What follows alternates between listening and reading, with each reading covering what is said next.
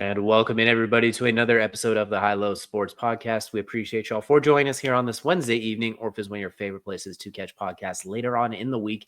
It is DJ joined by my co-host Kelcey, the two men that survived the 100 that attacked the gorilla. We are the two that got away with it. Not saying we won, but we survived. But Kelcey, the NFL draft is officially over. We survived. And boy, was it an eventful show. And today we're going to be handing out some grades on some report cards. Now that we've got plenty of time to assess, look over them, and really dig into them, we're going to start handing out some grades entirely too early before they've even so much as put on a hat. Yeah, some of the guys, they finally have their jersey numbers now.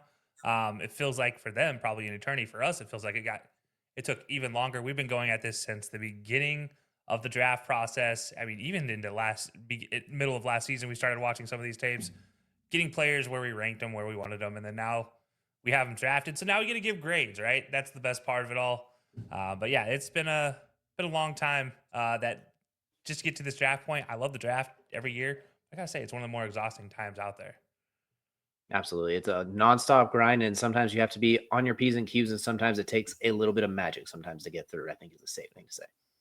Yeah, definitely. I think, thankfully, our good friends at Magic Mind hooked us up going into the draft. If you guys haven't checked out Magic Mind, um, what are you guys doing by now? But yeah, DJ, for me, I know that helped me get through the draft. What about you? How did it help you? I think it was pretty much essential. I mean, there's so many distractions going on. The biggest component to failure is a lack of focus when you're trying to do something. And what they did is they gave us the tools and what we needed to lock in, helping us kind of handle the stress that comes with doing that, especially for such a 3.5 hour show. It allowed us to be efficient, have a very enjoyable day while having our mind firing on all cylinders. It felt like a bit of a mental performance shot, if you will, giving us everything we needed. Really, honestly, the best thing I could think of too, it's kind of like it doesn't replace your coffee, but it's an additive that gives you all your essential vitamins to get yourself firing on all cylinders. And at the same time, it didn't give you that crash. Like after 2 hours, I wasn't crashing like you do after a cup of caffeine.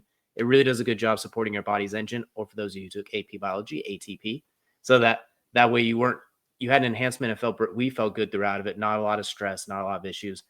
But doctors validate this too, so it's not selling you any magic fish oil. Over 200 scientific studies, natural ingredients, and on top of that too, I think it just kind of works. They donate 5 cents for each bottle sold to mental health charities to help the U.S. homeless communities. 100% carbon neutral. And on top of that, if you're a little bit shaky about it, maybe you're not. Maybe you're just like, I don't know. There's a built-in 100% refund, no questions asked for 100 days after buying. Shipped to 65 countries across the world. Available in certain Sprouts Central Market stores as well. So honestly, if you just want to give it a try, you just want a little extra pep in your step, something that helped us get through a 3.5 hour show. I know Yeah. it can help you with your day-to-day life as well.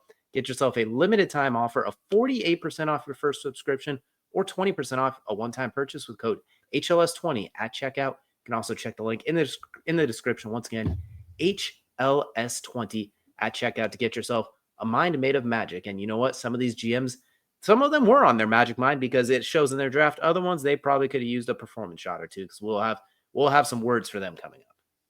Yeah, look, it was a long draft. It was a long process.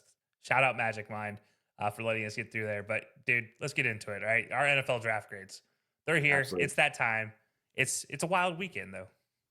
Absolutely. Without further ado, we're going to get into it. We're going to go division by division. We're going to start number one overall pick, the Tennessee Titans. We're starting with the AFC South and a quick look at some of the picks. Highlighted, of course, by the pick we've known since, yes, Cam Ward at pick quarterback out of Miami at the top. Alejedo, Kevin Wilson, Chimere DK, Gunnar Helm, Alec Aomaner. Sorry, his name I always ruin, but I always know him as touchdown guy / dunking on Travis Hunter guy. Jackson Slater, Marcus Harris, and Khalil Mullings, just to name a handful. Kelcey, let us know, what are we thinking for you? I'm going to let you go first. Give us your grade for the Tennessee Titans. Yeah, first of all, let's start with Cam Ward. I think that was the obvious number one. I don't think there's any question about where he was going to go. If there was, I don't think you paid very much attention to his career arc. We're talking about a kid out of Incarnate Word, set that world on fire, moves up to Washington State of all places, does well there, and then all the way to Miami, where he gets himself a number one overall draft pick. This has been an outstanding ride for Cam Ward and the Titans, who need a lot of help with a new coach. They need to figure it out, and I think Cam Ward's going to be that restart they need. But the rest of this draft, I'm not going to say it was bad by any means. I don't hate any of the rest of this draft, but I don't love some of these picks. I didn't love the DK pick. I thought that was a bit of a reach for DK in the 4th round. I thought you could have probably waited on him. Gunnar Helm, again, didn't hate him at all. But again, maybe a little bit of a reach. Amanor, I think the same thing. But it's not like they had a lot of time to wait there in the 4th round. I do love the Jackson Slater pick from Sacramento State. So all of that said, coupled with the Cam Ward, which is a solid A+ in my book. Everything else behind that, though, B-. So there was a lot more picks that were B- than A+ here. So I'm just gonna give him a B. I think with the Titans here, I think a B is the safest option for me. But yeah, Titans are a B. You know what? That's fair. That's reasonable. I understand it. Obviously Cam Ward, you get your quarterback out of the gate. Some people would say like, oh, he wasn't a traditional one-of-one quarterback, except blah, blah, blah, whatever. You got the best quarterback in the class. You no longer have the worst quarterback room in your division right now. So that's obviously a plus. DK, he can fly. He's versatile, athletic. Kevin Winston Jr. is fine. Oladejo's fine. You need some help off the edge after losing the players that you did, like Harold Landry. I really like Aomenor. I think that's he just gives you a big catch radius on the outside. And you're pairing him with Calvin Ridley, who runs the clean routes, gets it wide open.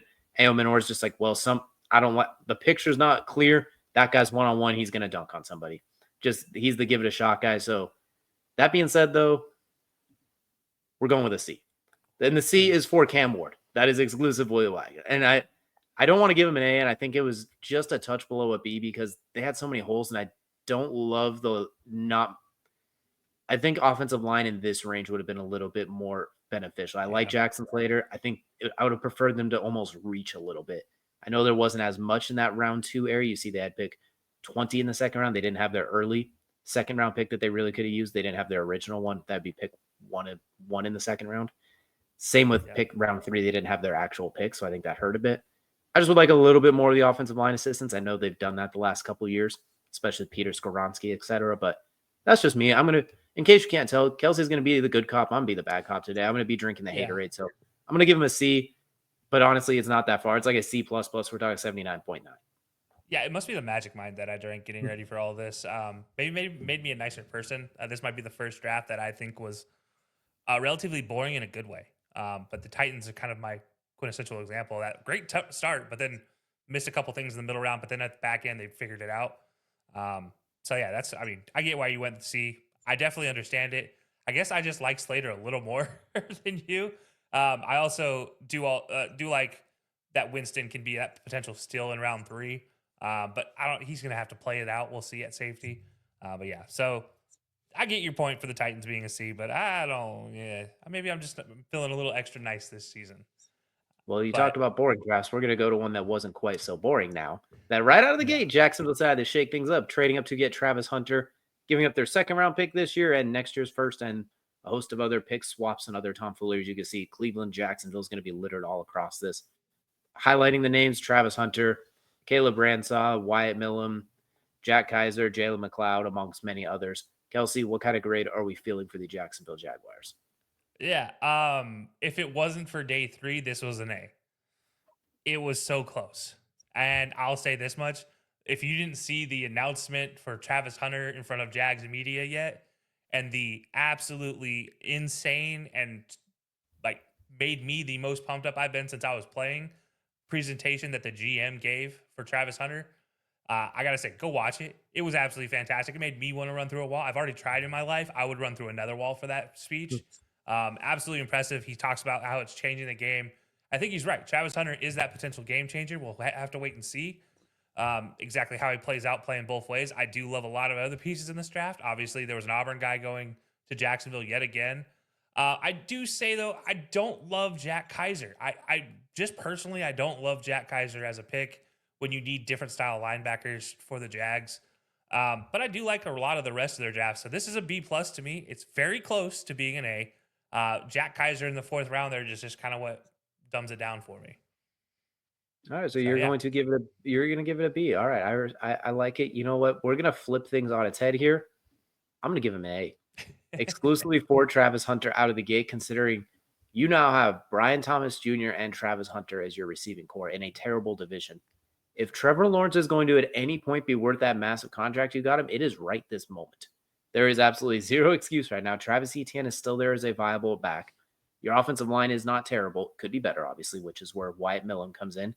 I think there is And I'll emphasize again, that division is terrible. You still have a good pass rush too. There is no excuse, barring major injury, that you can't be awesome next year to the point where that pick you traded away is the first round corner or receiver you'd be taking next year. You just happen to get that this year with Travis Hunter. And if he can stay healthy and provide you both, I'm going to give him an A for that. And I love the aggressiveness from a new young GM and a new young head coach. Like, yeah, we're going to fix this. Those last couple of years, that's in the past. Duval, we're going to forget all about Liam Cohen's miserable Duval. We're going to start getting Duval right from now on. So I love the aggressiveness going to get Travis Hunter, which they need that. They need something to play. They need someone opposite Brian Thomas Jr. And you have to see if Trevor Lawrence is going to work. At this point, if it's not going to work with this, it's never going to work. Yeah, no, that's absolutely right. I think it's also just goes down to why do they have so many running backs in their draft? They have two great 1A, 1B running backs. They have two running backs they drafted that I just like. There's other positions in the fourth round I think you could have gone instead of Tootin. I don't hate Tootin by any means, but I think that's a situation like for me, that's why it's a little bit lower than the A. Because honestly, I have an A minus written in here, and then I scratched it out and gave it a B plus. So I was like, maybe I'm being too nice. Let's scratch this a little bit. But yeah, I don't hate what the Jags did by any means. I'm excited to see what Travis Hunter does. I'm never going to lie about that. And I do love Caleb Ransaw from Tulane. I think those are two great players. Travis is going to, and I think also Caleb Ransaw brings into the Jags that extra dimension where maybe Travis doesn't have to focus so much on the corner side of it. He can still go and be impactful on the cornerback side, but sometimes he can take some series off from playing corner and receiver every single down. So he can just focus on receiver at times, which is the more impactful position for the Jags at the end of the day. I will say that these 4 picks right here for me really solidified it because I think all 4 of these guys are going to contribute comfortably next year. Jack Kaiser, we'll see. Say with Jalen McLeod, if they get on the field, I think they'll make some noise. Then at the back end, just some good fits in places they need. So I think we agree it's a very solid draft. It is mostly highlighted by right up here with Travis Hunter as it was expected to be. But you know what? Like I said, he's very uniquely gifted to deal with F them picks. So we're going to find out for sure. Next up, we're going to stick in the AFC South, and we're going to the Indianapolis Colts. Highlighted, of course, by Tyler Warren at the top, pick number 14, JT Tuimalio, Justin Wally, Jalen Travis, DJ Giddens, Riley Leonard, Tim Smith, and Hunter Wohler, just to highlight some of them. Kelcey, what grade are we giving the Colts? Yeah, I think if you get Tyler Warren where you got Tyler Warren, that's an immediate A+ pick. But there were some spots later on in the draft, specifically Riley Leonard. Why are you drafting Riley Leonard? Anyways, I digress. But the Colts, I'm going to give a B. I think Tyler Warren outweighs any of the bads in this one, but it's not like outweighs it enough to give it an A. I think the JT pick behind him at the second pick in the second round, I think that was a good pick as well. I didn't love it. I thought there were more opportunities for for the Colts to get something that improves their team greatly, whereas I don't think edge is necessarily the biggest impact they could have made in the second round. But look, hey, what do I know? The Colts make great picks in the second round historically, so maybe this turns into another one. So I'm just going to give him a flat B. Tyler Warren, as you mentioned, alone might be the biggest steal of the first round, arguably, considering you got him at 14, and most people had him graded as like the 6th best player. There was talk of him going number 5 to Jacksonville, possibly even after the trade back with Cleveland, someone who could have gone 5 as well. Arguably the best tight end, and most people thought the best tight end. Some had hired Colston Loveland. Either way, an elite player. You got him at 14, and he fits a need, your biggest need. So that alone's an A+. JT Tuimalo, it honestly just continues the Colts tradition of taking a defensive lineman in the first 2 rounds for like 7 of the last 9 years. And they almost never really pan out all that well, so I hope this one's different. Justin Wally is the one that really didn't make sense. A good player, but he plays Kenny Moore, and you already have 2 corners that do the exact same thing as him. Jalen Travis, you needed offensive line depth, and he's massive. I love the DJ Giddens pick. He's going to be awesome behind Jonathan Taylor. Riley Leonard is the worst combination of Daniel Jones and Anthony Richardson. So at this point, you have a fetish for quarterbacks who can't throw but can run kind of good. Yes, I said it that way on purpose. Tim Smith, defensive line depth. Hunter Wohler, linebacker depth. I'm also going to stick with a B on this one. It was started out so strong, but there were areas in those rounds where I think they just missed the mark. And if you wanted to get a quarterback that you don't really want to play, you need to get something different than the 2 at the top of your depth chart. This is where something, if you wanted to go after a Quinn Ewers or something goofy, would have made sense. Because clearly, if it's not going to work with Anthony and Daniel Jones, it's not going to work with Riley Leonard. Like, I think, and anyone who watched it, I digress. This is a positive show, but I don't think he was the right fit for that team. And at this point, they are drafting more on type than they are on skill. And it's kind of like, what are we doing here? But I digress. No, that's a Yeah. fair assessment as well. And The fact Quinn Ewers didn't get picked by the Colts feels weird, he but has plenty of experience throwing the 80 Mitchell. Somebody's got to throw to him. So you would think yeah, it would be a match made in heaven. But especially that late, it felt like that would have been the one for sure. But I guess that takes us to the Texans to round it out. absolutely. Their draft was simple. Iowa State and J names. They kept it real simple after trading out of the first round. Yeah, except for one name in here, and that's Ariante Ursere. And by the way, that first name, I practiced really, really hard at getting that right, just in case he got drafted in the first round during the show. But no, I think for me, this draft was an A. I think they needed to hit a home run, and I think they did that. I think they did everything they needed to outside of making a giant impact. I think they hit every need spot here and did everything they needed to within what they had, which is the hardest part of the draft, right? You have to stay within your picks. You have to be safe with your trades, and I think they succeeded in every piece. So yeah, I'm gonna give this an A, just a solid A. I think Ariante Ursary is kind of the big thing that sells me on this, as well as Jalen Noel. So yeah, I do think it's fun that two Iowa State receivers went to the same team. That is just kind of fun how that worked out. yeah. I like Jaden Reed. I like Irsay as well. That being said, though, I am going to give them a B because I look at where they traded out the Giants. You didn't get a huge draft package for next year, so it's not like you're looking ahead. I would have rather they stuck put and took Josh Connerly, honestly, is over Ursary. Sorry, I like Ursary. I think it's a good value pick here, but I think Josh Connerly was there where you were picking, and that would have really locked in your offensive line. I think they were counting their chickens that he was going to slide to them at pick 34. I think they were getting a little bit greedy, and when it didn't, that's when they kind of worked around it. Still love the players. Love Jaden Higgins. Like Ursary a lot. Like Jalen Noel. Like Jalen Smith. Good players. I'm just looking at the draft process like, you could add Josh Connerly, who's an elite tackle. You could add him with your normal pick. And considering you took a different tackle with how it switched out, I would have preferred there because I think you still get Jaden Higgins at round 2, pick 16.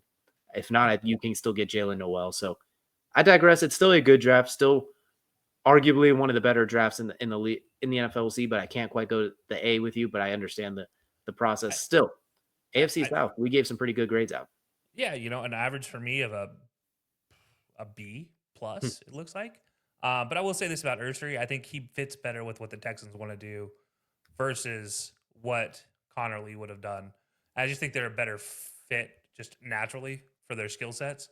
That's the only difference. Which that's why I don't mind the trade back as much. They just need somebody to stand that is breathing in front of it. CJ Stroud after last year. Their scheme fit is alive and functioning at this point after what they put that man through last year. Yeah, that's absolutely fair. That's the biggest part of all of it.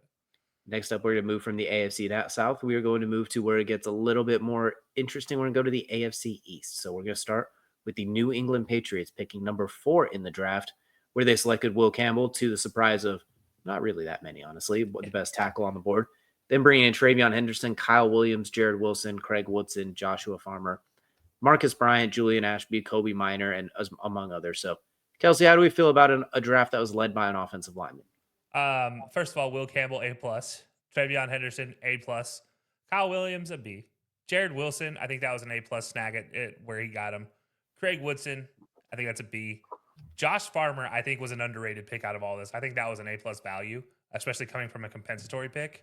I couldn't ask for anything else after that. And again, they gave me a kicker being drafted, and that gives me the reason to give him an A. And that's what I'm going with is an A. It was a B until that kicker was on the board. And now it's an A for the Pats. Maybe I'm just being, you know what it is? Maybe I figured out why I'm being nice this year. So I don't care about the draft by team basis. I am just purely looking at it from a neutral standpoint at what did they get the right fit for him versus like, oh, great, the Giants got another guy. Like, I don't have to be mad about anything anymore. I can just be mad about stupid picks in general, not normal. So yeah, maybe that's why I'm being extra nice. So yeah, Pats get an A for me.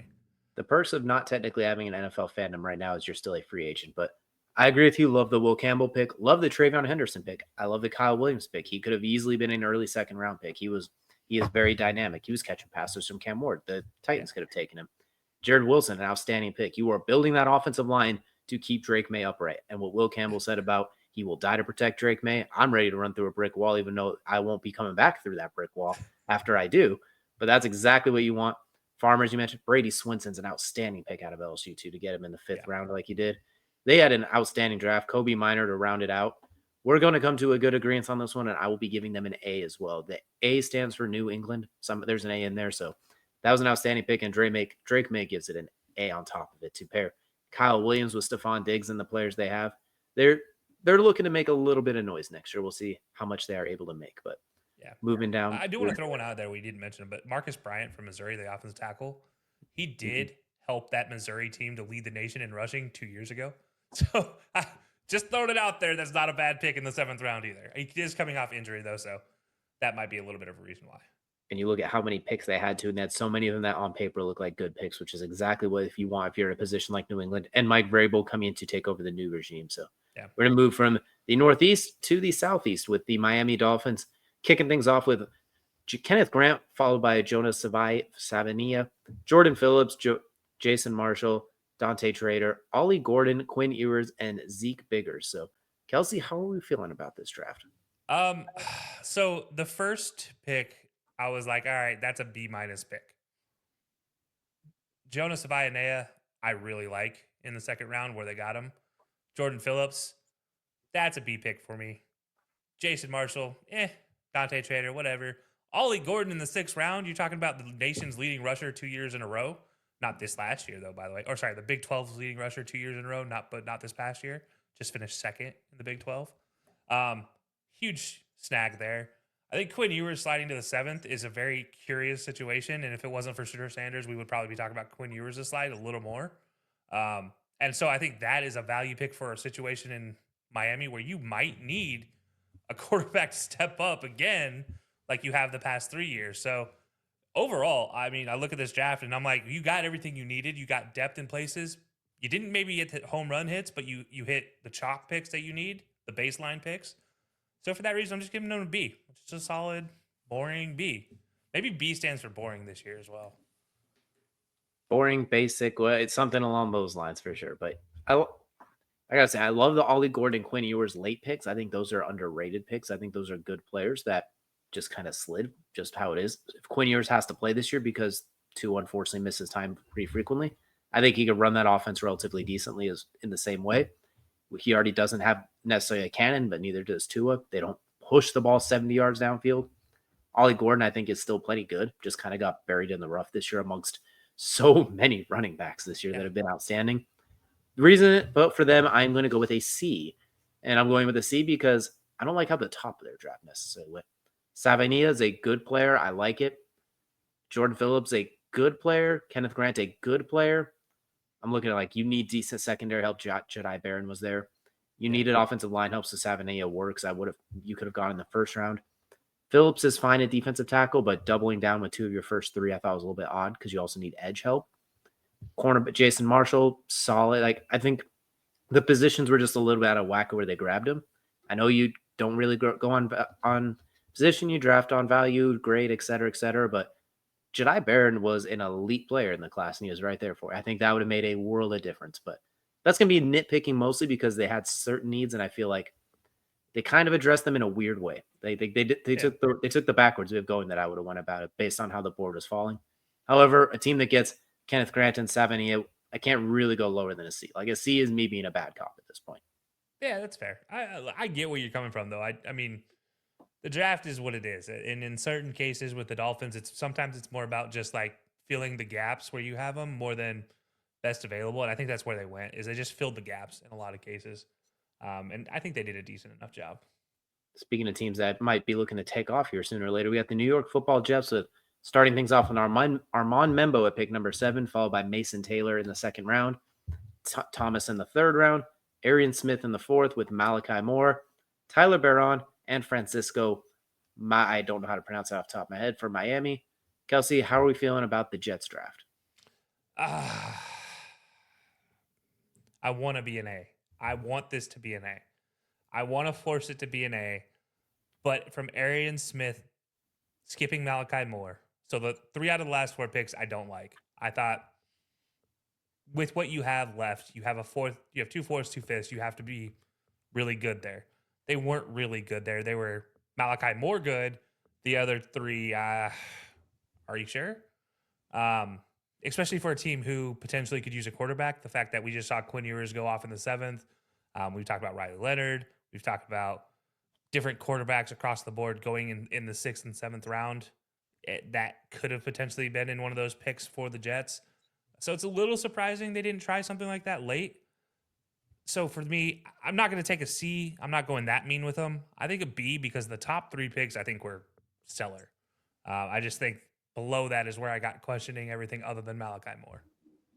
That's perfectly fair too, and I get that. I mean, Armin Membu is the one where I think we're all kind of in agreement. It's like, yep, where you were picking what was available, that makes all the sense in the world. Like you needed that. Mason Taylor, good athletic tight end.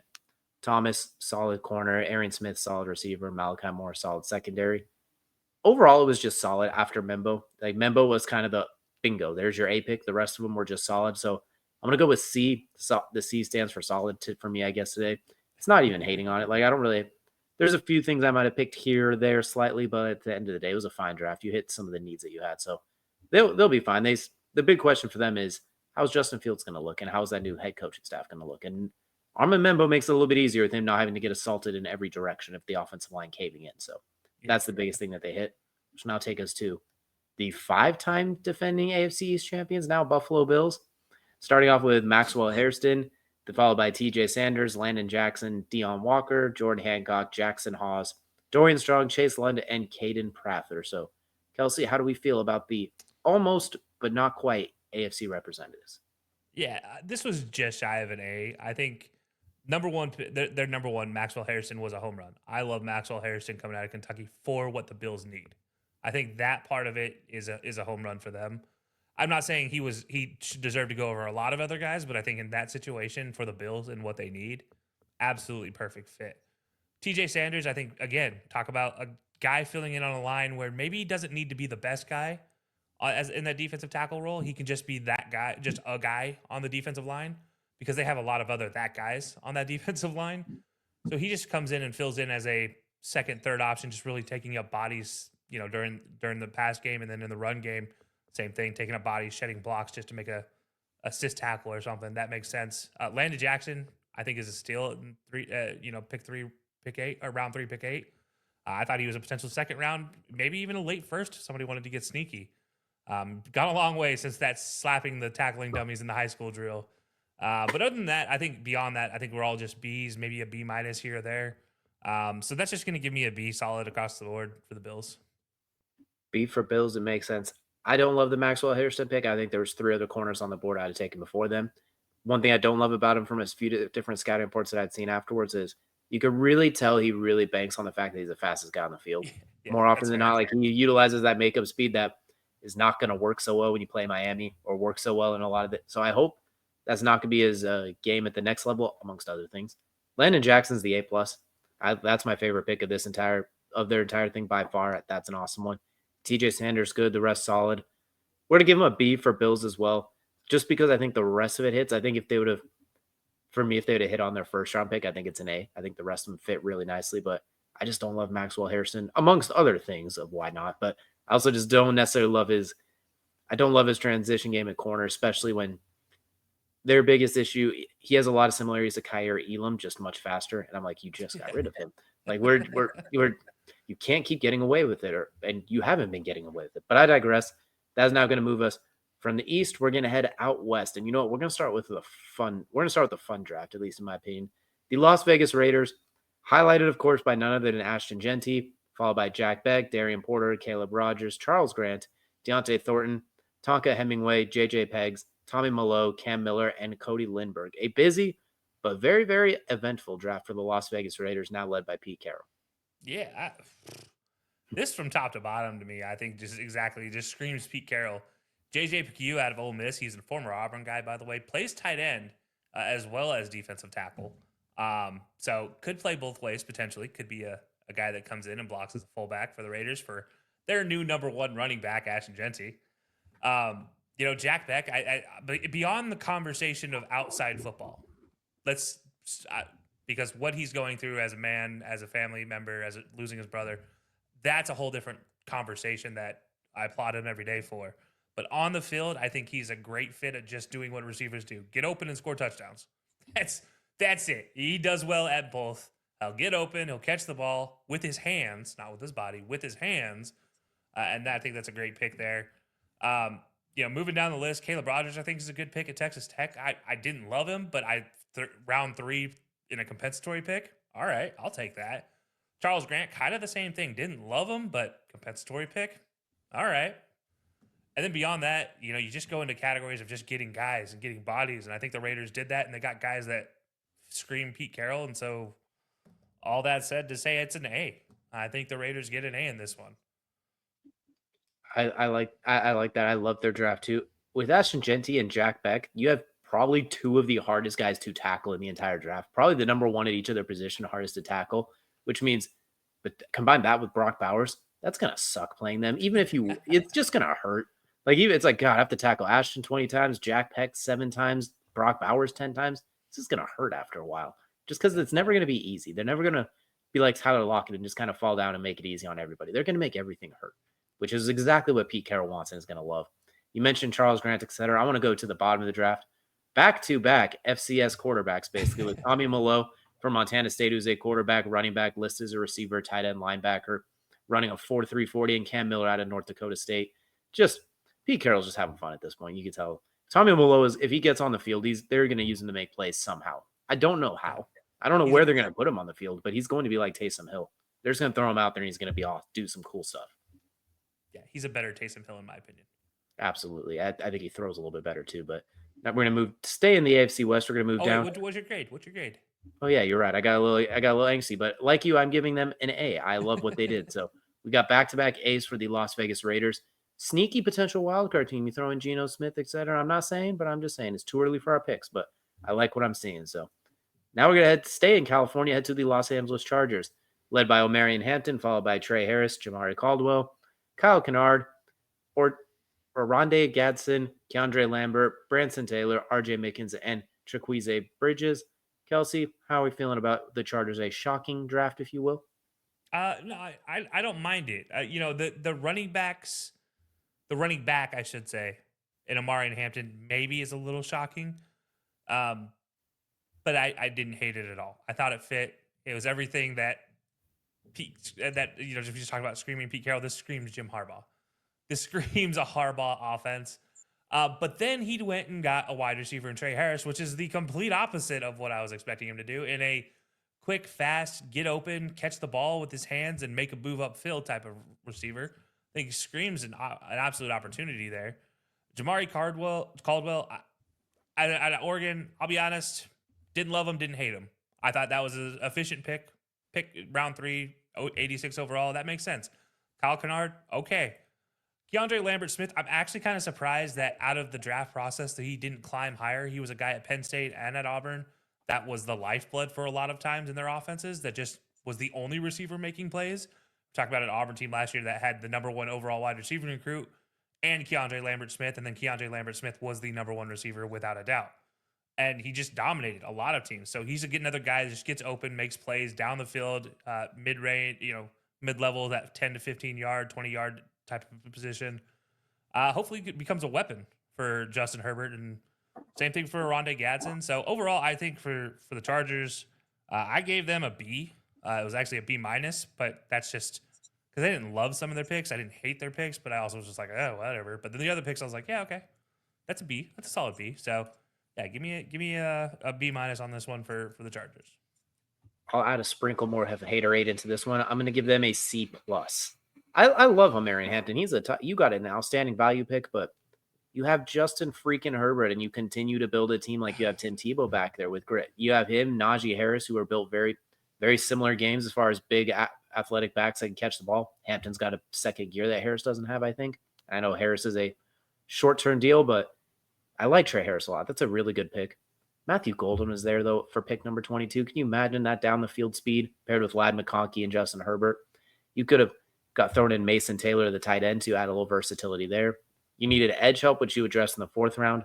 I like Omarion Hampton. I really do, and it's not a bad pick. I just think if you're the Chargers, being committed to the run game is one thing. This is almost like this is just kind of being overkill. Like Justin Herbert's not going to throw the ball next year. He's going to throw 1 interception all season, which will be great, but it'll be on 100 pass attempts. So I'm going to give it a C because I still think there's They're missing an element in dynamicism in their offense. Trey Harris might be able to fill that. I think he's still very good. I would have just preferred not running back with your first round pick, honestly. As awesome as Omarion Hampton is, and he probably should have been off the board already. I think it'd been better for them if he was. But alas, here we are. So I'm gonna give them a C plus. So it's just gonna miss the A mark or the B mark, excuse me. Next, we're gonna head to the Denver Broncos, the team that's well ahead of schedule compared to where they were supposed to be, where we look they are now. They're still paying Russell Wilson, but you couldn't tell by watching them play. Starting things off with Jedi Barron, then RJ Harvey, Pat Bryant, Savion Jones, Q Robinson, Jeremy Crawshaw, and Caleb Lohner. Kelcey, is this a loner A or is this how you feeling about this one? Yeah, the Broncos. Look, I didn't hate anything. I loved Jade Barron, but I didn't hate anything after that. But I didn't love it everything after that. So again, this kind of goes B for boring. It was a Sean Payton boring draft. He's getting players in the right places. They may not be the best players across the board, but they're the best players at that time. So yeah, I can't fault him for that. And if they all pan out, it's a great draft. If you don't, well, it stays a C draft because Jade Barron's going to pan out. So yeah, give me Jade Barron as the number one reason why this didn't go any lower, but I think this is a solid B.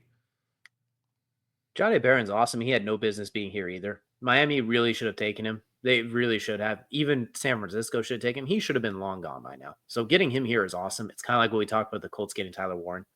RJ Harvey is awesome. This is something the Chargers should have been trying to do in round 2. Getting RJ Harvey, who's outstanding. That would have been my thought. Pat Bryant, I think, is underratedly good. And Sean Payton said he has a lot of Mike Thomas in him, which might be hopefully the good parts about Mike Thomas, not the bad ones. Savion Jones, Q Robinson, and not to mention they drafted a punter, so that automatically gets them an A in my book. A team like the Broncos, who are so weirdly ahead of schedule, yet they have so few actual holes. Now, good luck throwing on them. Patrick Surtain, Jedi Barron, Riley Moss when healthy. They were hard enough to throw on last year. Oh, Nick Bonito screaming off the edge too. That defense is going to be obnoxious next year. I look forward to it every second. And RJ Harvey is exactly what they needed in the running back room. But now we move on to the defending AFC champions, the Kansas City Chiefs, kicking things off with Josh Simmons, followed by Omar Norman-Lott, Ashton Gallo, Noel Williams, Jalen Royals, Jeffrey Bassett, and Brashard Smith. Kelcey, you did love yourself some Josh Simmons. I did. The fact this man slid to pick 32 is another reason we need to question a lot of these scouts and their ability to grade players. And yes, I am slightly siding with Mel Kiper a little bit in this one where it's at the end of the day, I get it. Each team has their own needs, but how does the guy that leads the number one rushing offense in the nation to a national championship game, despite an injury through much of the season, leaves it, comes back, and is still just as good? How do you let him slide to pick 32? How is he not one of the first offensive tackles off the board? Like, this shocked me that he slid this far. And while at the end of the draft, I mean, if it wasn't for the Magic Mind, I would have been probably so tired I wouldn't have been able to give a reaction. But when this happened, I was like, what? How did he slide here? It's a great pick for the Chiefs. First of all, everybody who allowed this needs to go to jail, because you shouldn't be allowing the Chiefs another opportunity to get another great tackle to get there to protect Patty. At this point in time, you're going to put the best guards in the world. You're going to put the best offensive line in front of him, and nobody's ever going to be able to touch him. And he's going to play for 20 years like Tom Brady, and we're all going to hate it for 20 years. But I digress. Overall, it was a great first pick. Beyond that, I didn't hate anything, but I didn't love it again. So this all kind of comes back in the same category as a B for me. I'm not going to go crazy and say it's an A, because as much as I love the Josh Simmons picks, after that, I was like, all right, well, that all makes sense. So give me a B. I can't fault you with a B. I love the Josh Simmons pick. I also love Omar Norman-Lott. Once again, from the interior spot, you're putting him next to Chris Jones. This is unacceptable, and they can't keep getting away with it. I refuse to give them an A because I'm angry about it, so I'm giving them a B as well. But I'm not happy about it because they absolutely killed it just from those 2 picks alone, and then the rest of it were solid picks. They traded back to 32 just to be jerks. But guys, we're picking 32 again. Haha, just like we won the Super Bowl. They didn't even need to do it. They did it just to be rude and still got Josh Simmons. Plus, Omar Norman-Lott had no business being there. I'm upset about that one too. NFL, quit letting them get away with it. So we've gone through most of the AFC now. We've got the East. We got the West. We got the South. It's time to head to the fun division of this group, and that's the North. And let's not waste any time. Let's just get into the one we're waiting for. The Cleveland Browns, starting things off by trading back to pick number 5, foregoing the Travis Hunter sweepstakes to go with Mason Graham, Carson Schweizinger, Quinshon Junkins, Harold Fannin, Dylan Gabriel, Dylan Sampson, a quarterback from Colorado known as Shedeur Sanders to round things out. Kelcey, how do we feel about this chaotic draft? All right. So let's start with the elephant in the room here of Mason Graham. The fact Literally. that Browns fans are so angry that they traded back for this and didn't take Travis Hunter, stop it. Because this is the best move for Cleveland in a front office that's already dealing with enough issues, a coach that's already dealing with enough issues.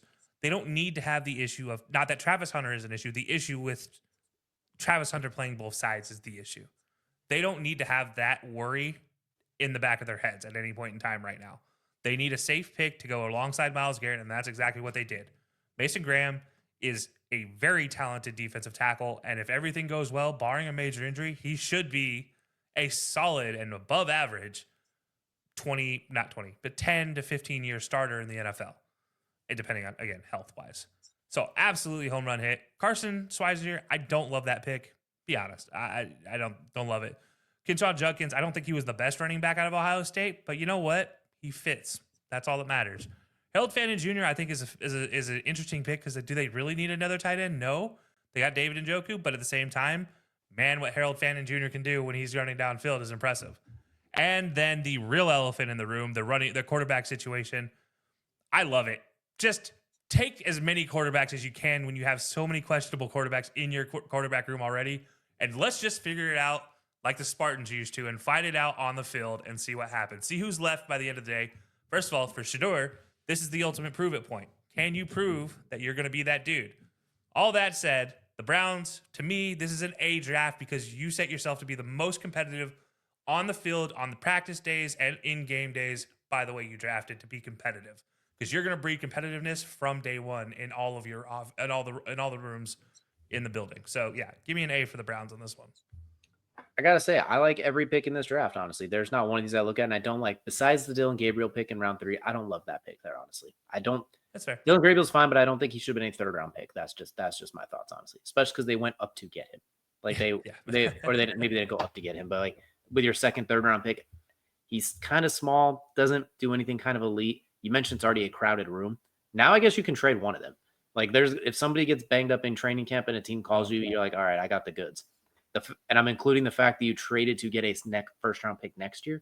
So part of that Mason Graham deal wasn't just, oh, you took Mason Graham at 5. Yeah. It was, oh, you got Mason Graham and a pick next year. I think that's huge. Carson makes sense because especially with JOK's health, we don't know what's going on there. You need to help that linebacker room. I love Quinshawn Judkins. That is Kareem Hunt. Gives that running back room a little bit of a kick that they need. Harold Fannin's nice. I like every single pick. Dylan Sampson's got that next year. Yeah.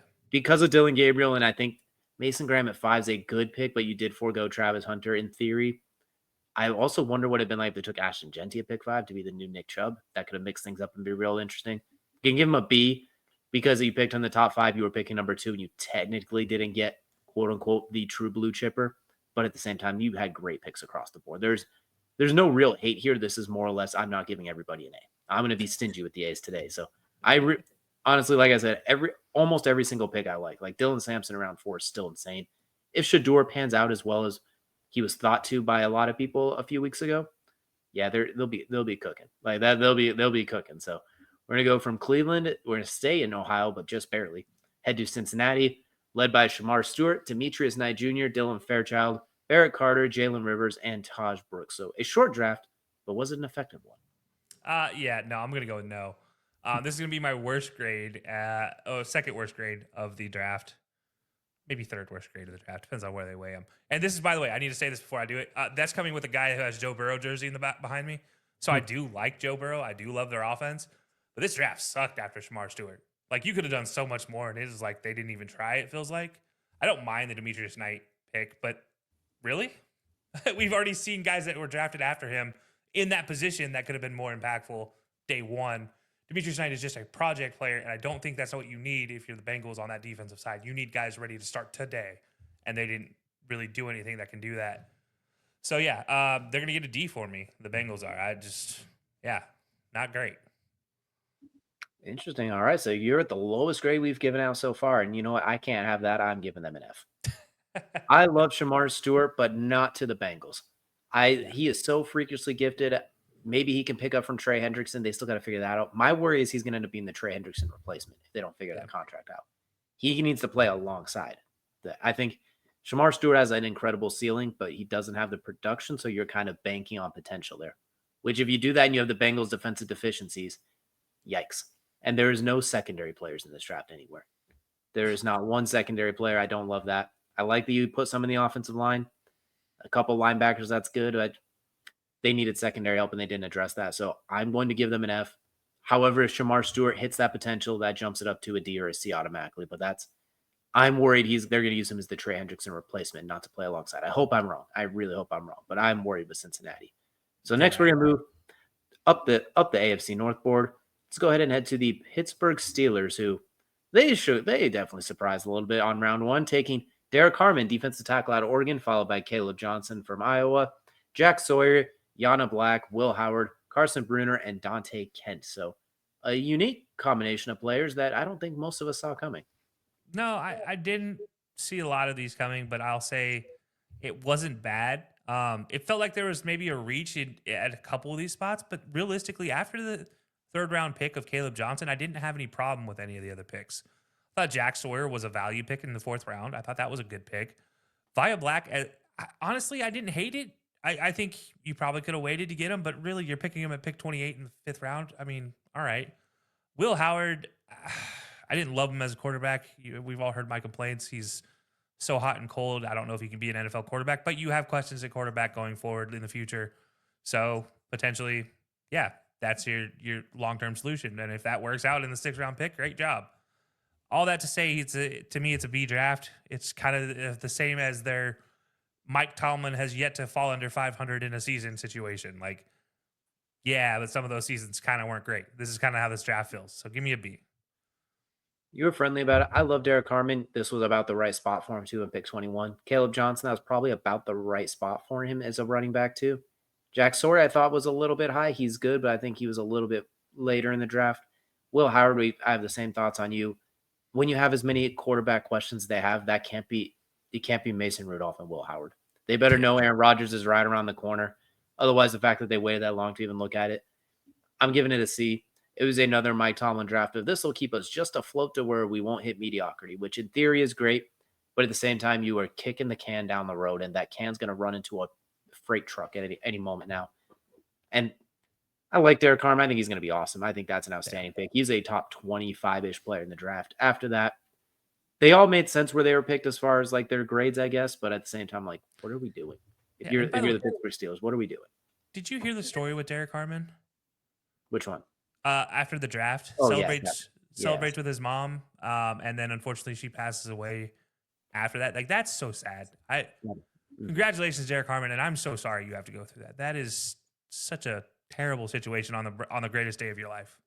Absolutely, like all the thoughts, prayers, and everything are with him and his family too. Like that's very sad to have to go through that. Like such an emotional roller coaster in like a 24-hour span for sure. And he's done everything, did everything to get himself for NFL ready, and finally gets to do it. Finally got to show his mom that it happened, and I mean it's so unfortunate. I read that story, and I got to say I teared up a lot after that one. I'm still tearing up thinking about it.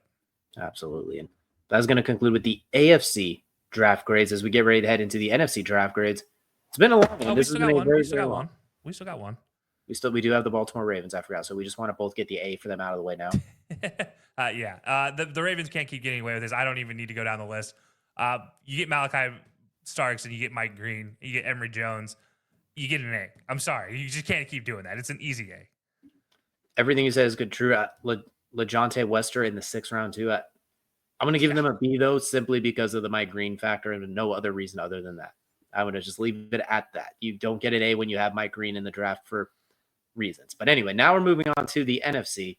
We're going to go and start with the South. Before we get there, it has been a long road to get here, Kelcey. We've gone through a lot of grades. We still got a lot more to go. We need to make sure that we're firing on all cylinders. Yeah, and thankfully, again, this goes back to our good friends over at Magic Mind. It's been an absolutely great opportunity getting through this draft. If you guys, obviously, if you haven't seen the bottle, hang on, let's see if my camera will line up with it. Here you go. This beautiful little mental health supplement. You know what? Gives me a sharper mind, gave me lower stress and calm energy. I know it's not that, a lot of times coffee jitters, energy drinks, you get the jitters, you drink too much of it. This wasn't like this.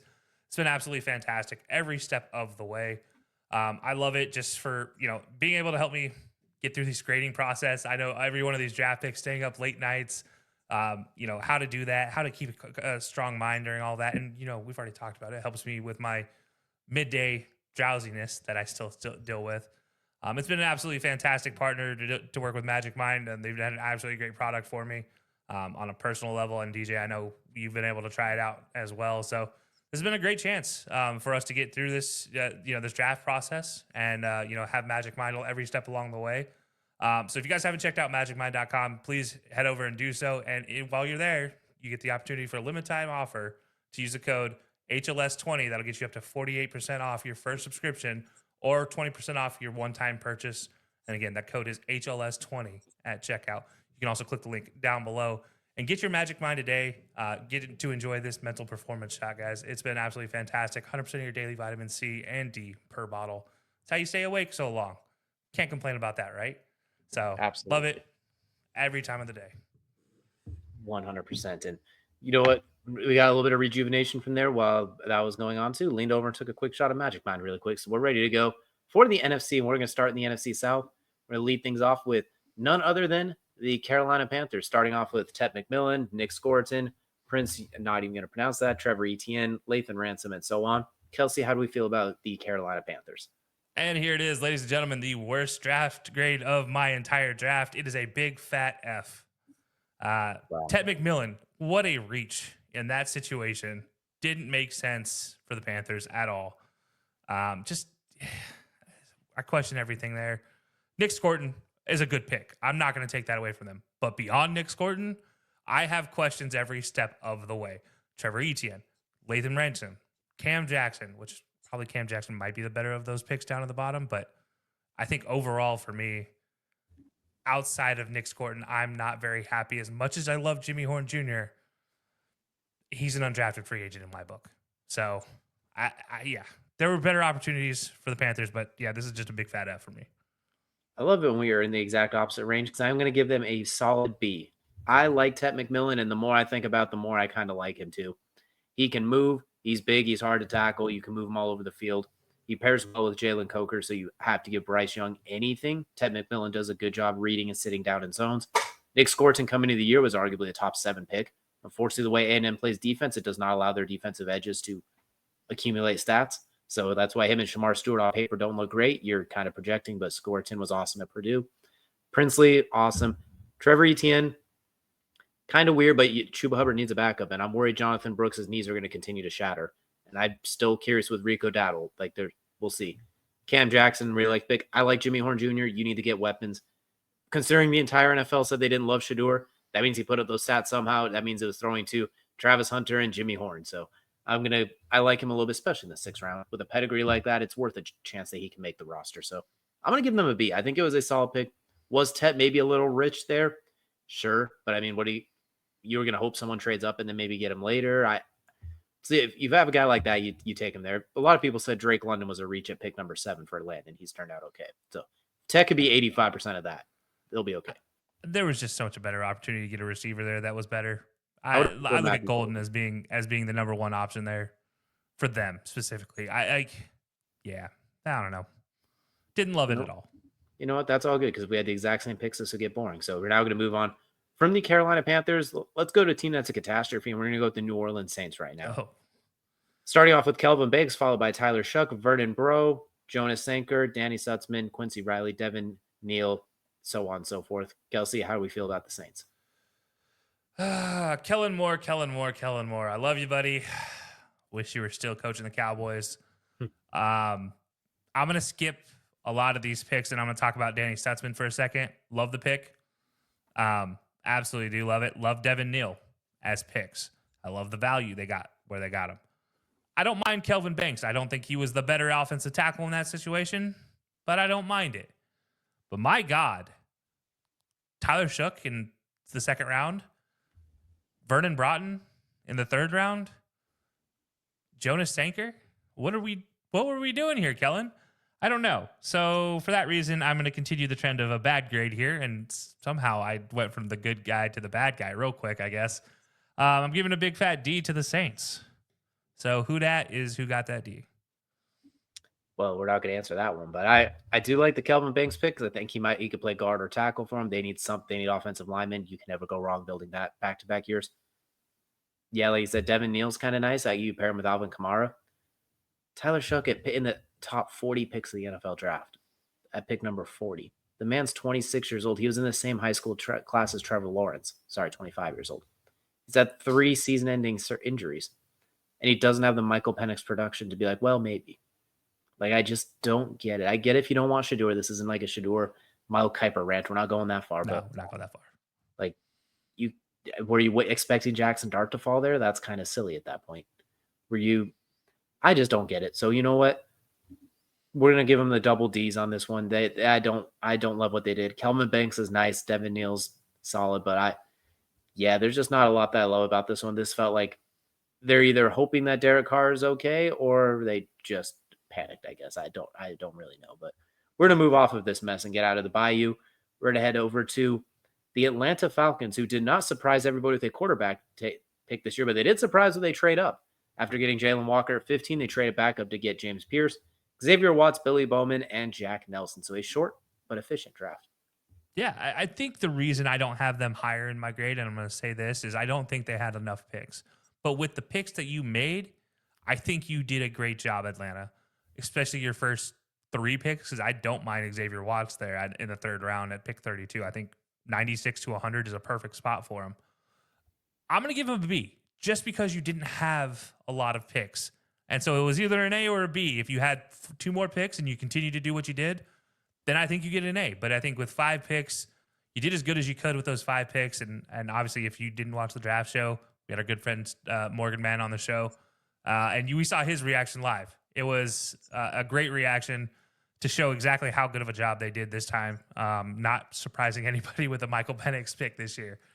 So, yeah, give me the B for the Falcons. This is weird because I actually like every single pick on the board. I like Jalen Walker to them. I like James Pierce to them. I like Xavier Watts, Billy Bowman, Jack Nelson. I like every pick, but I'm going to give them a C. And the reasoning for that is going to be I don't love that you gave up next year's one to go get James Pierce there.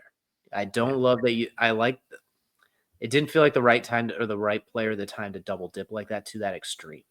Like if you could have just traded up and maybe swapped us, but you didn't have a 2nd round really to give up either, as you can see, or if you did, it was part of that trade. So I like Xavier Watts and Billy Bowman. I think that's adding a lot of depth around Jesse Bates, but also just James Pierce doesn't feel like someone you trade back into the 1st round and give up a future 1st round pick for. I think there was a chance he could have slid to the 2nd round the way things were going. So I don't know. That's interesting. So I'm going to give them a C. It was fine. Jalen Walker at 15 was a really good pick. We'll see if he's used more as an edge, an off-ball linebacker, or just like a Swiss Army knife. So we'll see how they decide to use him. But we'll now do Tampa Bay, the Bake Show. Starting things off with Emeka Ibuka, followed by Benjamin Morris and Jacob Parrish. Tez Johnson rounding things out. Kelcey, I know you like this. I know you like this draft. Yeah, I love Emeka in the 1st round as being that number 2 right now to Mike Evans, the walking 1,000-yard, 10-touchdown guy in Mike Evans. Well, he's not going to be there forever. And Emeka is going to be stepping right up. And, we talked about this a little bit on the draft show. How many times are we going to keep seeing an Ohio State receiver get drafted in the 1st round? Because right now we're on 5-6 straight years of it. So don't be surprised to see it for another 2 at the minimum. Probably another 3 if, Brian Hartline keeps having his way. I love that. I love the Eli Roberts pick for SMU and the Tez Johnson pick. I thought they were ranked low, like they got drafted lower than they were ranked. So I thought those are absolutely great picks. So with all that said, I'm going to give them a B+, so a B overall. Emeka Ibuka is awesome, and I think he's going to fill that Chris Godwin role. He just makes plays. Tez Johnson could take the top off. I love the Benjamin Morris picks. That's arguably CB1 in the draft if he doesn't have 2 hip surgeries. And if he is healthy, if they get him on the field and he's good to go, let's say like what they had with Miles Jack where there's worry about his injury, but then once he got on the field, is dynamic. I think we're going to see a lot of that Benjamin Morrison. So you got 2 first-round picks if he's healthy. So for that, I'm going to give him a B. The only reason it's not an A is because there's a reason he was there. So we're going to go with a B, though. So it's a really good draft by Tampa Bay, who's kind of turned into the kings of the NFC South and looks like they're going to continue on that trajectory at this rate. But we're going to transition now to let's go to the NFC North. Let's have a little bit of fun there. Let's go ahead and start with this. We'll just go in order with the Chicago Bears next, who kind of shook the draft up a little bit at pick number 10, taking Colston Loveland as the first tight end off the board, followed by Luther Burden, Ozzie Trapillo, Shamar Turner, amongst others. Kelcey, what are we thinking here? Okay, so I've thought about this Colston Loveland pick a lot since we got Zach's reaction, and I keep questioning the idea of having 2 tight ends. But I do also think Colston Loveland is going to act more like an Evan Ingram, which is just a wide receiver in a lot of ways. Sam Laporta. Yeah, he's not really going to be a tight end. He's a tight end in position only. And I think with Ben Johnson, this works. I love the Luther Burden pick. I love the Ozzie Trapilo pick. I love the Shamar Turner pick. I think for what they needed, those work really, really well. Below that, I mean, yeah, everything's efficient. So with that, it's a B. I mean, I think the Bears get a B in this draft. They didn't need to do a whole lot to like help them, but they need to do enough to make an impact for Caleb going forward. And I think their first 2 picks do that. Actually, first 3 picks do that. What's really smart too is they spent so many resources in free agency on the offensive line to give them this little bit of versatility. I would have liked a running back a little bit earlier than Kyle, maybe like up in that 4th-ish round area. I wouldn't have mind Cam Scattaboo on this team. Could you imagine him with Ben Johnson? Like that would have been quite dirty. Luther Burden's a luxury pick just because like you go be the deep guy so Caleb could throw some bombs. Colston Loveland's going to be your Amon-Ra St. Laporta. They're going to use him as a slot tight end. Ozzie Trapilo offensive line depth, Shamar Turner, just girth in the middle of the defensive line. They earned the B for Bears. It was a very, very good draft. And we all know how much I love Colston Loveland. I think he is absolutely awesome. And in the majority of recent drafts, he would be tight end 1 in those ones, minus this year with Tyler Warren and last year with Brock Bowers. Yeah. But you go back before that, back to Kyle Pitts. He would be a tight end 1 in a lot of drafts. He is really, really good. And now in this very, very jam-packed division, we are going to head over to the hometown Green Bay Packers, the home of the draft. And boy, did they surprise, well, the entire draft show, taking Matthew Golden out of the gate, followed by Anthony Belton, Savion Williams, and so on and so forth. Kelcey, do you like, love, hate, or just think the draft is kind of cheesy? It was cheesy, but cheesy in all the right ways. By the way, I'm still curious to see what Vince gets his dad for that loss in the first round bet because of Matthew Golden pick. And I'm so curious to see what they do on that offense going forward for the Packers. There's a lot of question marks that I had for the Packers coming in, but I think they addressed a lot of the needs, and they had to. Being in Green Bay, doing the draft, you can't really screw that up if you're the team. Like, you have to be on your P's and Q's. And I think they were. So I'm going to give the Packers an A. It's an A minus, but it's an A. So it still counts as an A in the grade book. So, yeah, give them an A. I'm going to be a little harsher. I'm going to give them a B minus.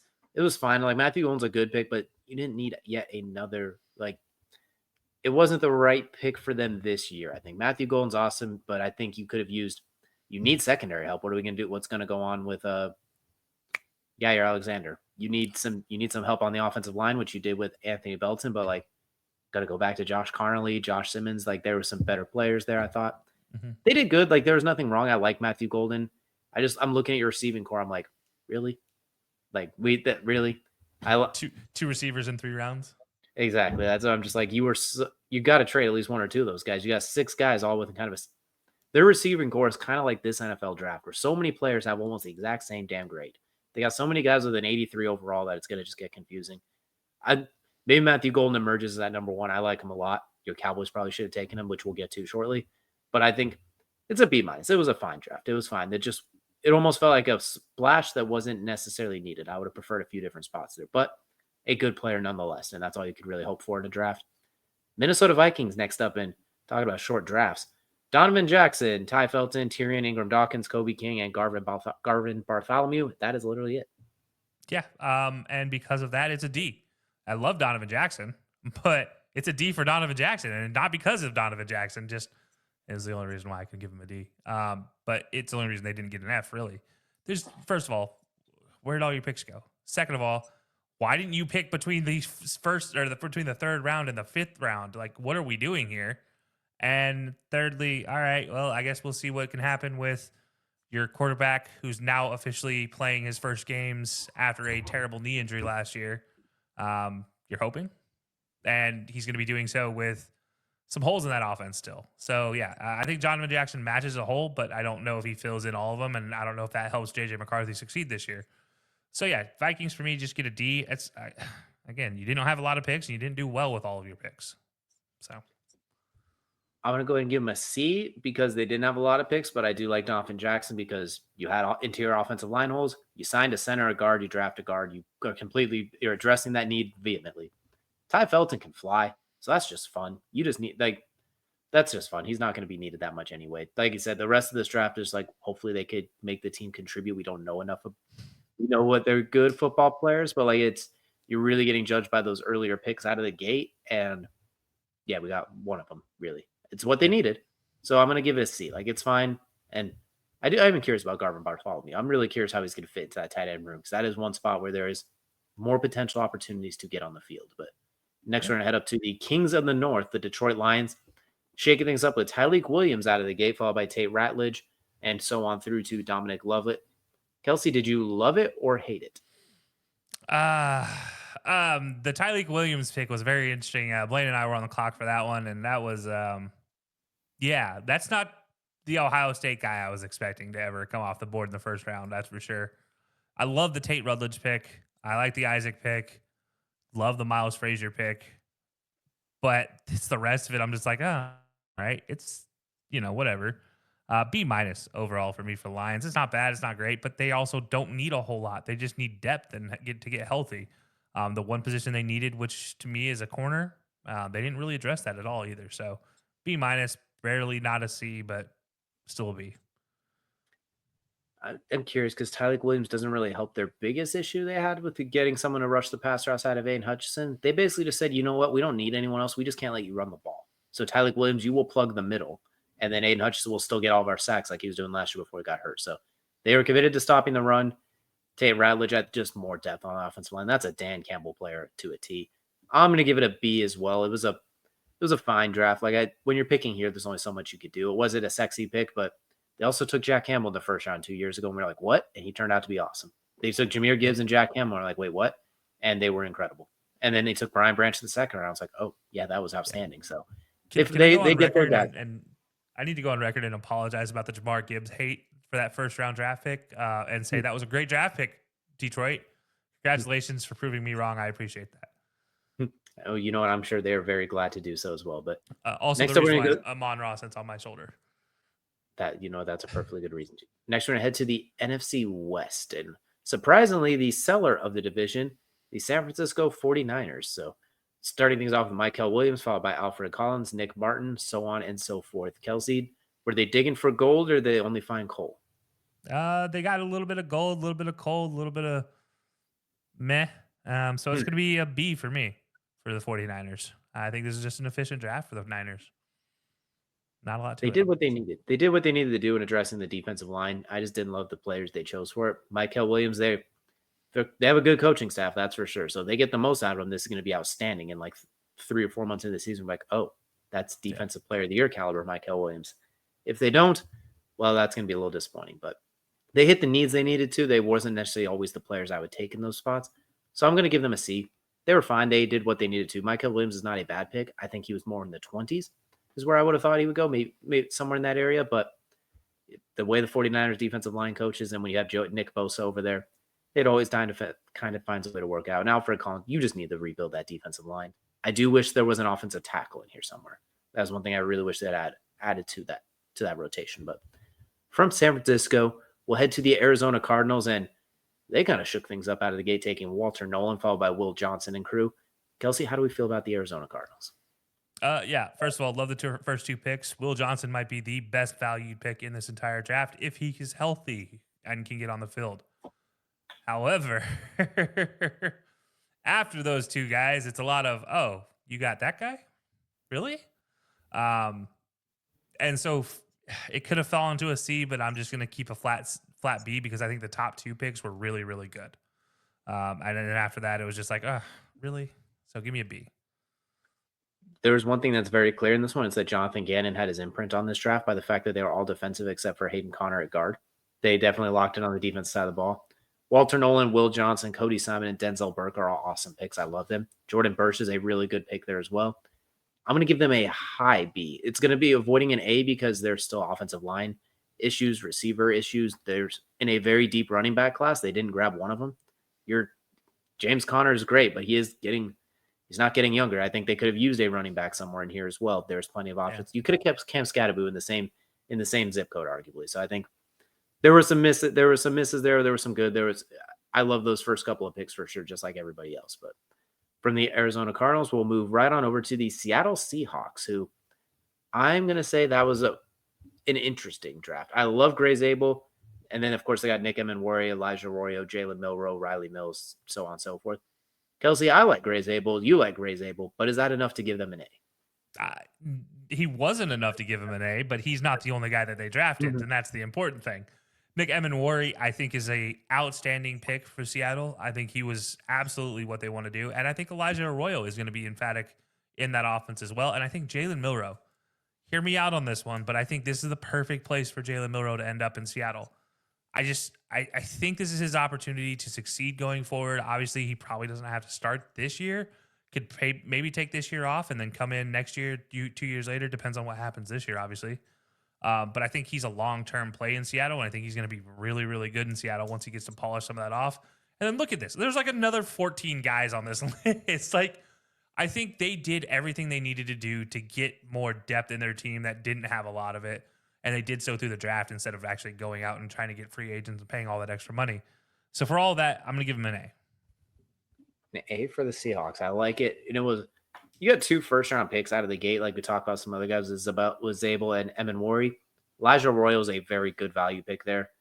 Jalen Milroe, I'm intrigued by it. I would have liked it better if they had Geno Smith. I'm not gonna lie. Geno was still there. I'd feel more comfortable about it. We'll see what Sam Darnold is able to bring some of that Minnesota magic to Seattle. That's what there's a big curiosity factor there. And if this is supposed to be the Russell Wilson thing where they sign a veteran, then the rookie takes his job, I don't think that's going to happen here. Unless you're going to run a lot of wishbone with him, Zach Charbonnet, Kenneth Walker, all behind Gray Zabel, then JSN and Cooper Kupp are just extended offensive linemen. I don't know. When you have Zabel and Emenwari, though, that is a mid to high B. I'm going to give them a mid to high B. They did a really, really good job. And if Sam Darnold is 85% of what he was in Minnesota, this is another 10-win team. So I know Sam Darnold will not be Matt Flynn. I at least know that much. He's shown plenty enough of that. But we'll now head to the AFC West champion Los Angeles Rams, trading out of the first round to load up on picks next year. Maybe they're in the quarterback hunt for next year. Terrence Ferguson, Josiah Stewart, Jarquez Hunter, Ty Hamilton, Chris Paul Jr., Konata Mumfield. Kelcey, your boy Chris Paul's on there. Your boy Jarquez Hunter's on there. Does that automatically make him an A? No, but it was Jarquez alone was enough for me to be like, hey, look at that. But I think Terrence Ferguson is an underrated tight end in this draft. I think he is a really good tight end that somebody's going to be very happy with. And I think when you look at the Rams, the one thing that you really hope for in that team was to have a tight end that can perform week in and week out. Their current tight end room, you don't know who's going to play week in and week out, and that's a problem. So hopefully Terrence Ferguson can come in and be that guy. I think for the second pick being their first pick, I think that works out pretty well for him. Josiah Stewart, I think, was a really good pick as well. Jarquez, obviously, I'm a big fan of. Ty Hamilton, meh. Chris Paul Jr., definitely don't hate it, that's for sure. And yeah, I think overall this is just going to be a B for me. That's a fair rating for him. I think Jarquez Hunter and Chris Paul were very good value picks for you. Got them. I think Jarquez Hunter's going to be really good. Granted, they have enough running backs there, but you just brought Blake Corum in last year. Kyron Williams is still young. So much so that you had him playing punt returner at points last year. For all that, though, I'm going to give him a C. They're in a win now mode, basically, when you re-sign Matthew Stafford like that. And I'm curious, really. I'm really curious how these all translate into, all right, we're going to go on our Super Bowl run next year. Maybe they weren't worried about the draft like that. Maybe that's what they felt free agency was for. But I would have liked a little bit more pizzazz as far as going on that Super Bowl, a little bit more oomph out of the gate. Still a very good draft. They still need a linebacker. They ignore linebackers every year. We'll see if that changes. But last but not least, we're heading to what was once Kelcey's least favorite and favorite division in the NFC East. Let's go and start with the New York Football Giants. The LOL of the first round, if you will. Abdul Carter, Jackson Dart, Darius Alexander, Cam Scatterbu, Marcus Embo, Thomas Fidone, Corey Black. Kelcey, A, B, C, D, F. Flat out an A. And I don't think Nate wants to hear me say those words out loud, but I think for what Brian Dabble wants, Jackson Dart's the guy. I think he wants a guy with high upside who maybe comes in a little bit lower with a floor that's lower than Shedeur. And I think that's why he didn't take Shedeur in the first round. I don't think it has anything to do with all these pre-draft interviews. I don't think it's that. I think it's just Brian Dabble's preference was Jackson Dart at the end of the day. We know Joe Schoen's preference was Jackson Dart. And I think Abdul Carter also marks out any question mark of taking Jackson Dart as well. I think Abdul Carter was a home run. It was a safe pick. It was the number 3 pick in the draft. Could have been number 2. Probably would have been number 1 had the fact it been any other team other than Titans up there at number 1. Darius Alexander, 3rd round, I think is a great pick. Cam Scatabo, 4th round, a great pick. Marcus Embo, 5th round, a great pick. Overall to me, this is just an easy A, like that good. What's wild is they got Darius Alexander without a 2nd round pick on top of it too. Yeah. You could like that. That's a really good draft, and whether you love or hate Jackson Dart, that's kind of the key. I like him, so that's why I'm going to give them a B, because I love everything else they did, and I like that they went up to get him and they didn't give up a 1st round pick next year. That's what I really like about it. So this is a high B, like an 89.9. I'm worried about Jackson Dart on the Giants, I guess, if that makes sense. And I feel like, and I hope I'm wrong because I like him. I think there's something there. But the rest of these picks, Cam Catabu with Tyrone Tracy, Darius Alexander on that insane D-line rotation, Abdul Carter, they're going to win. All of the games they win are going to be 17-12. And it's going to, because they're just going to absolutely obliterate the run game and quarterbacks. You score on them because Russ Wilson or Jameis Winston throws a pick 6 or lets rides backwards into the end zone. It's going to, their defense is on paper going to be absolutely awesome. Next, we're going to head to a team near and dear to your hatred, Dallas Cowboys, starting things off with Tyler Booker, Donovan Ezerako, Siobhan Ravel, Jaden Blue, Shamar James, and so on and so forth. Kelcey, how did you feel about your once favorite team's draft? So why is it that when I tell the world that I'm a free agent in the teams, my previous team decides to have the best draft of my life? Not named the draft that got Zach Martin or Travis Frederick. But this is, to me, is a top to bottom. It is a better overall draft than any of those. I think Siobhan Ravel is a value pick in the 3rd round. Donovan Ezeraku is a value pick in the 2nd round. Both guys could have gone in the 1st round, depending on the team. Jaden Blue, I think, is an underrated running back pick in a running back room that you need so much. And while during the draft special, I said Tyler Booker wasn't necessarily the Alabama guy I was expecting there, I'm happy with it. I think that would be it's a great reason to take him. He's also a great dude, and I think he comes in and you're going to have him try to fill the hole that Zach Martin's leaving. It's a huge hole, but it's a situation that Tyler Booker, he's a big man. He should have enough physical body to be there. It's a question of whether he can convert what he did at Alabama to the next level. I think for this is a B+. It's just shy of an A. It would have been an A if they could have gotten a running back sooner in the draft before Jaden Blue and to go with Jaden Blue. But I don't know who they get rid of off this list to do that. Maybe you trade some picks in the back end to go higher to get a running back. But yeah, that's the one thing I think is missing is another running back. There's 3 things that the Cowboys do very, very well. Create headlines, draft offensive lineman, and draft offensive lineman named Tyler. And they just added to that list once again. I think he's going to be awesome. He's going to maul people. Donovan Ezerako, as you mentioned, put him next to Micah Parsons. Great, grand, wonderful. Siobhan Ravel, you didn't need defensive backup really with Trayvon Diggs and Deron Bland, but now you just got it. So if one of them gets injured, since they never seem to play together, now you got a little safety insurance.